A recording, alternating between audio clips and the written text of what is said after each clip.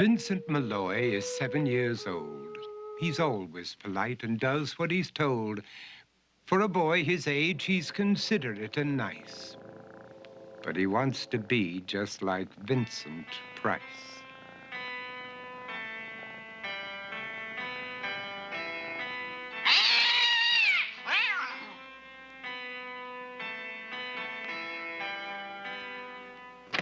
He doesn't mind living with his sister, dog, and cats, though he'd rather share a home with spiders and bats.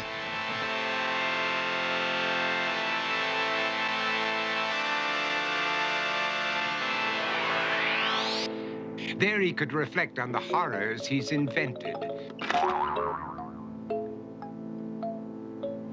and wander dark hallways alone and tormented.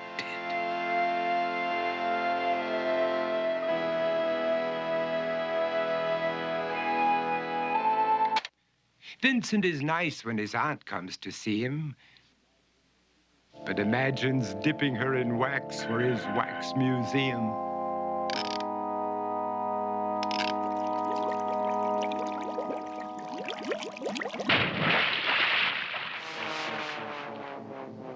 He likes to experiment on his dog, Abercrombie, in the hopes of creating a horrible zombie. So he and his horrible zombie dog could go searching for victims in the London fog. His thoughts, though, aren't only of ghoulish crime. He likes to paint and read to pass some of the time. While other kids read books like Go, Jane, Go, Vincent's favorite author is Edgar Allan Poe. One night, while reading a gruesome tale, he read a passage that made him turn pale. Such horrible news he could not survive, for his beautiful wife had been buried alive. He dug out her grave to make sure she was dead, unaware that her grave was his mother's flower bed. His mother sent Vincent off to his room. He knew he'd been banished to the Tower of Doom, where he was sentenced to spend the rest of his life alone with the portrait of his beautiful wife. While alone and insane, encased in his tomb, Vincent's mother burst suddenly into the room. She said, "If you want to, you can go out and play. It's sunny outside and a beautiful day."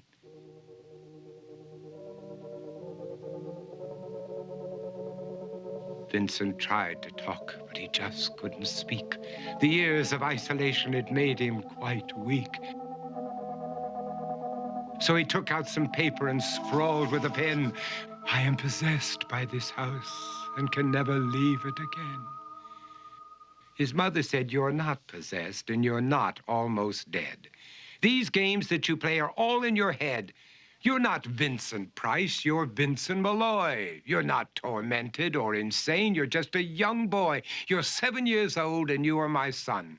I want you to get outside and have some real fun." Her anger now spent, she walked out through the hall. And while Vincent backed slowly against the wall, the room started to sway, to shiver and creak. His horrid insanity had reached its peak. He saw Abercrombie, his zombie slave, and heard his wife call from beyond the grave. She spoke from her coffin and made ghoulish demands, while through cracking walls reached skeleton hands. Every horror in his life that had crept through his dreams swept his mad laughter to terrified screams. To escape the madness, he reached for the door, but fell limp and lifeless down on the floor. His voice was soft and very slow as he quoted The Raven from Edgar Allan Poe.